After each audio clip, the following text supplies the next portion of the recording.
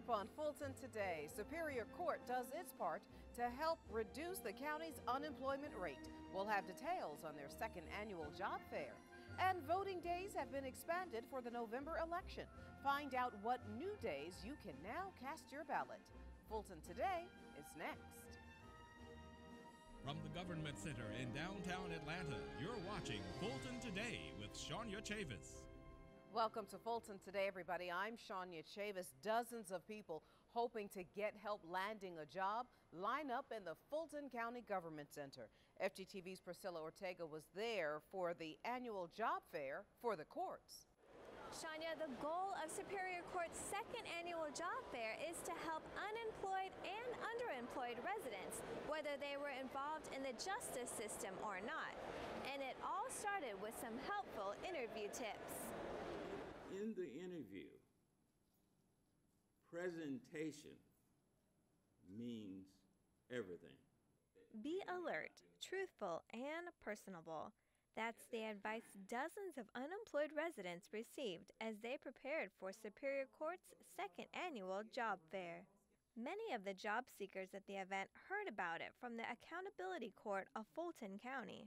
Part of our program is to re-enter people back into the community as productive citizens, and part of that obviously is the employment piece. We want them to be gainfully employed, paying taxes, and engaged in being a good citizen. Yes, having had a criminal conviction or an involvement with the court or law enforcement can be an impediment, but it's not eternal. It's not the end of one's life. People can overcome. Recent graduates and laid-off workers also attended the job fair and heard about the services provided from the Office of Workforce Development. If you are an adult or dislocated worker of Fulton County, you can receive up to $5,000 to go back to school to get recertified. If you're underemployed and you want to, you're interested in either changing careers or things like that, we can offer those opportunities through Fulton County Office of Workforce Development. Workforce Development also works with employers to hold on-site recruitment events. If you want more information on the services at the Office of Workforce Development, you can call 404-613-6381. Reporting for FGTV, I'm Priscilla Ortega. Thank you very much, Priscilla. Meanwhile, the Fulton County Sheriff's Office gives an up-close look at just what it takes to be a deputy sheriff. Good morning, class. Good morning, sir. These men and women are taking part in the basic jail officers course. Intensive training is a big part of the drill. Some of the finest public safety professionals in Georgia serve as adjunct and guest professors. This training prepares officers to conduct basic jail operations such as inmate and cell searches, fingerprinting, and self-defense. You observe the first day of the officer's lesson in certifying them to work into the jail. That certification gives them the confidence and the knowledge to be able to walk into any jail in the state of Georgia and be able to be confident in their abilities to handle inmates. The training program also includes emergency procedures, inmate rights, cell searches, fingerprinting, self-defense, first aid, and CPR. Though the general election is still a few months away, elections officials announced a few more days that voters can cast their ballot. Elections Chief Rick Barron is here now to tell us a little bit more about this. This is great news, Rick. Welcome back. Hi, Shania. Thanks for having me. Well, first things first, let's talk about the registration process. The registration deadline is October 6th. Citizens of Fulton County have many ways in which they can register to vote. First, they can register online using their Georgia driver's license or their state-issued ID. In addition, they have many places that they can go, including our 3 locations at the North Annex, South Annex, and at the Fulton Government Center. The libraries are available as places to register to vote, as well as any of the city halls. Another option is also the Department of Driver Services. And Rick, what kind of ID will voters need? ID isn't required to register to vote unless you're going to register to vote online. And then you'll need a driver's license or a state-issued ID. So you all have added Sunday voting to the process. Tell everybody about that. We are going to have Sunday voting available for the November gubernatorial election. Turnout's generally higher, so I wanted to take advantage of those 2 extra days to alleviate some of the pressure on election day. In addition, it gives voters more accessibility to the polls and another 2 days to vote, October 19th and October 26th. The polls will be open noon to 5 on those 2 Sundays, and I think they're going to be very successful. And Rick, before you go, anything else you want to remind voters before the big election? Sure. The last thing that I'd like to remind citizens about would be to take advantage of early voting. We're going to have our polls open 7 to 7 Monday through Friday, all 3 weeks of early voting. We'll have 7 locations open that first week, Monday through Sunday, including 8 to 5 on Saturday and noon to 5 on Sunday. The second 2 weeks we'll have 19 locations open, 7 to 7 in Monday through Friday, again 8 to 5 on Saturday and noon to 5 on Sunday. Voters will have plenty of time and plenty of choices to vote anywhere during early voting. The lines will be shorter during early voting, and it's a much better opportunity to vote than on election day. All right, Rick Barron, the elections chief, sir, always great information. Thank you so much for your time. Thank you for having me. Now you can find out more about the registration process and Sunday early voting locations at FultonElections.com or by calling 404-730-7020. You can also get the information on the Secretary of State's website. Fulton approves a plan that reopens one of its homeless facilities. Commissioners agreed to lease the Springdale Place facility in order to provide homeless services for women and children. Funding cuts forced the county to close the emergency housing facility earlier this year. Springdale reopened thanks to a county partnership. The county will, of course, enter into a lease agreement with Invest Atlanta, and then the county will be responsible for paying the utilities up to $150,000 a year, and also responsible for any major repairs to the building, roof issues, plumbing issues, HVAC issues, those kind of things.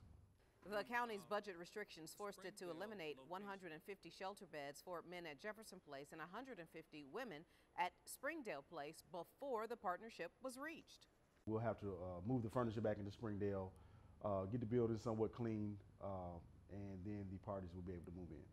Springdale Place first opened in February 2012. Well, as we all know, emergencies can happen at any time and to anyone. And the likelihood of surviving one of them depends on just how prepared you are. Well, seniors at the Bowden Multipurpose Facility learned how to do just that. Representatives from the Atlanta Fulton Emergency Management Agency showed seniors how to prepare for an unexpected occurrence. Well, I learned a lot of some that I already know, but like having a kit and what to have in it, like water, your food and clothes, you know. That was a great help. You also need to have a telephone number just in case you get stranded. You can call a family member. A family member can touch bases with you to see how you are. In addition to having an evacuation plan, emergency officials say seniors should also store important papers in a safe place to take them with them during an evacuation. The best thing residents can prepare for, especially during the fall and winter season, as we're coming into right now, is to have a plan. Have a plan to evacuate, have a plan to stay in your home for at least 3 days without any assistance and without electricity or your natural supplies, water, running water, electricity, things like that. Now, to help raise awareness about the importance of ready kits and ready recipes, the county is hosting a Ready Recipe Cook-Off for the finalists in the Government Center Atrium on September 30th at 2 p.m. For more information on the Ready Recipe Cook-Off or Ready Kits, you can contact the Atlanta Fulton County Emergency Management Agency. And still to come, a county official stresses the importance of education. We'll tell you about it in our district-by-district coverage next.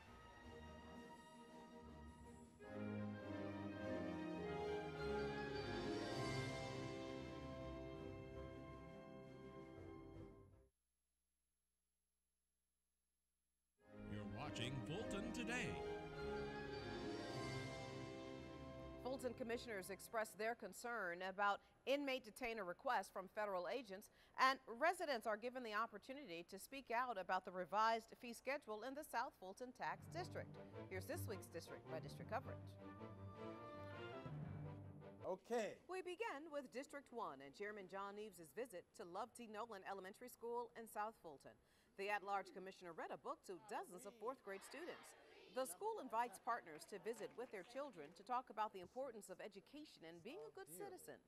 Well, today I read to the fourth graders here at Love T. Nolan School, elementary school. It's not what you've got, and it's about pursuing your dreams and having financial independence. And it's just a wonderful exchange, dialogue, a lot of energy, a lot of innocence, a lot of eagerness, enthusiasm among these children here. An educator at Love T. Nolan started the visits as a part of a program called 100 Seeds for 100 Fields. The idea behind the program is to encourage leaders to give back to their communities by devoting time with children. In District 5, the registration process is underway for the Girls on Good Ground mentoring program. The amazing experience at the Adams Park Branch Library provides life skills training for girls ages 13 to 17.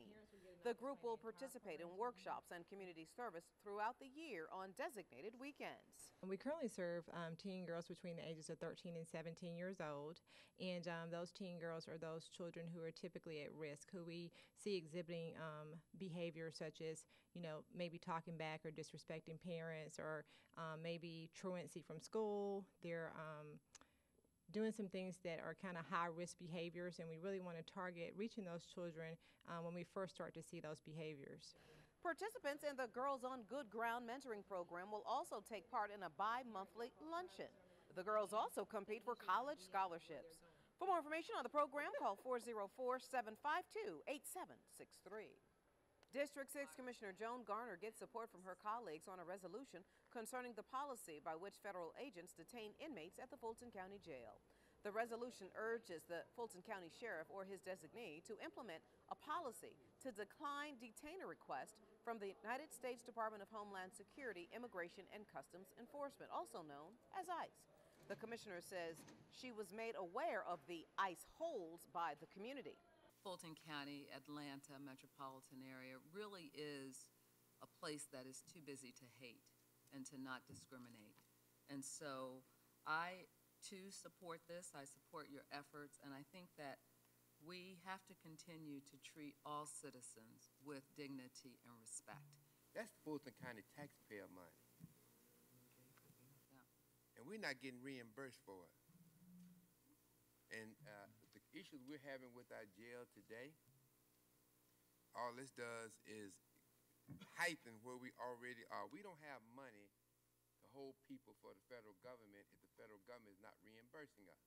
The resolution was co-sponsored by Commissioner Edwards, Chairman Eves, and Vice Chair Darnell. And finally, in District 7, citizens are invited to give input regarding the revised fee schedule in the South Fulton Tax District. Residents and business representatives were encouraged to express their views during the Community Zoning Board meeting at the South Fulton Service Center. The Special Services District fee schedule was last amended by the Board of Commissioners in November 2013. Planning and Community Services staff identified needed changes to the schedule. The amendment is predominantly clarification of wording and inclusion of some fees that were existing fees, but they were inadvertently left off the package back when this was approved earlier this year. Finally, one additional fee will be added, and that is a fee for the arborist review of all tree harvest plans. That is the only new fee that's added, and it's a minor fee and charged only for that permit. October 1st will be the last public hearing on the fee schedule during the Board of Commissioners 10 a.m. Commissioners meeting.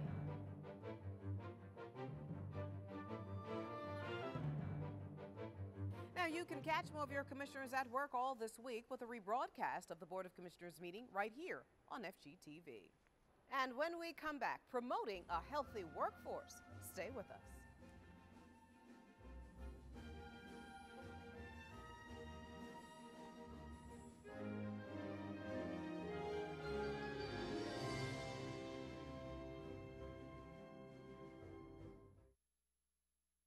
You're watching Fulton Today.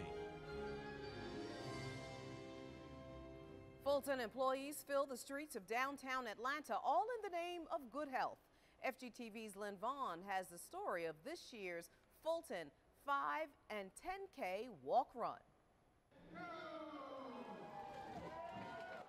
They ran or walked. Come on in. One more lap, baby, one more lap. Did the 5K or went for the 10K. This year, a record number of children and adults participated in the 5th annual Fulton Family Walk Run event. The most important thing is that people are getting healthy for their families and for themselves and extending their lives. And so this is just a great time. It's great to see the families out here walking and just the camaraderie. It's fantastic. More than 1,000 people travel the course downtown all around the Fulton County Government Center. It was a great race, and it's a good course. It's a hard course. It's a hilly course. Participants received medals upon crossing the finish line and won a chance to get a free session with a massage therapist. The top runners were awarded trophies and recognized. I heard a lot about what Fulton County's doing in the community every year with the health fairs and now with the 5K race and everything. It's just great to see them investing in the community around health and wellness. The annual Walk Run event is part of Fulton's award-winning initiative to promote a healthy workforce to better serve county residents. Reporting for FGTV, I'm Lynn Vaughn. Looks like fun. Thank you so much, Lynn. Meanwhile, Georgia's First Lady joins county officials to help fight Fulton's #1 killer, heart disease. The Healthy Heart Coalition of Fulton County and Mrs. Sandra Deal gathered at the historic Westside Gardens. The community garden trains people how to grow their own produce so they can eat healthier. The group had the chance to learn about the types of vegetables grown in the garden and allow children to share their stories about eating healthy. The coalition says the event connected state and local stakeholders so that they can combat heart disease together. It's the leading cause of death for men and women, for the county, for the state, and for the nation. So it touches all of our lives in one way or another, and we need to be prepared with the strategies and with the different types of prevention. There are several risk factors to heart disease. Again, smoking, unhealthy eating, no physical activity, increased blood, which can lead to increased blood pressure, increased cholesterol, and all that. The coalition of Fulton County says heart disease kills someone in the U.S. every 40 seconds. For more information, go to healthyheartcoalition.org. Statistics prove that car and booster seats save lives and prevent serious injuries. That's the message Safe Kids Fulton County spread during National Child Passenger Safety Week. Safe Kids held workshops and road safety checkup events throughout the week to remind parents of the car seat requirements. Rear facing is suggested till at least age 2. Booster seat up until age 8. According to the CDC, car seat use reduces the risk of death for infants 1 year old by up to 71%. However, more than 618,000 children rode without a car or booster seat at least one time during the year. And still to come, normal operating hours return to some county libraries. We'll tell you all about it when we come back.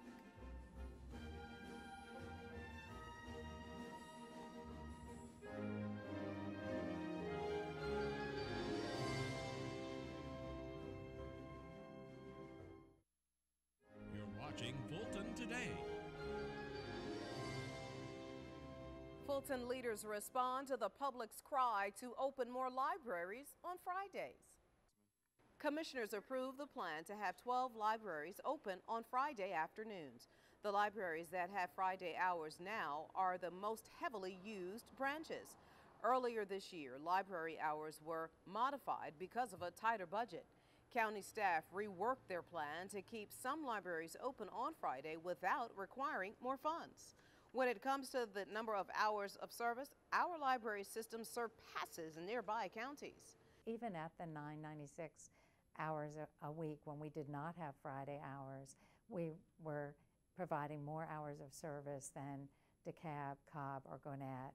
And this has increased our number of hours of service to over 1,000, especially with the opening of the Wolf Creek Library. So we are providing more hours of service. Now you can see the full list of library locations and hours by going to afpls.org and click on Library Locations. And finally, the first ever fall arts classes have begun at the county's newest community gathering place. Arts and culture staffers revealed the new classes offered at the Aviation Community Cultural Center. The kickoff celebration featured a variety of art and dance class demonstrations. All of the classes last for several weeks. I think that the Aviation Center, especially situated here on Fulton Industrial, is a beacon of hope for the corridor and revitalization of this community. Certainly we also reflect the rich legacy of the community and the rich legacy of aviation as well. We hope that people will come here to experience the best in fine art, dance, music, and also aviation education. You can visit fultonarts.org for more information. And before we go, our reminder that we'd like to hear from you about the stories and programs here on FGTV. Email us at fgtv.feedback@fultoncountyga.gov. You can also follow us on twitter.com/FGTV, find us on Facebook, and watch us on YouTube. Well, that does it for this edition of Fulton Today. I'm Shania Chavis. Thank you for joining us. Join us each week for news around and about Fulton County.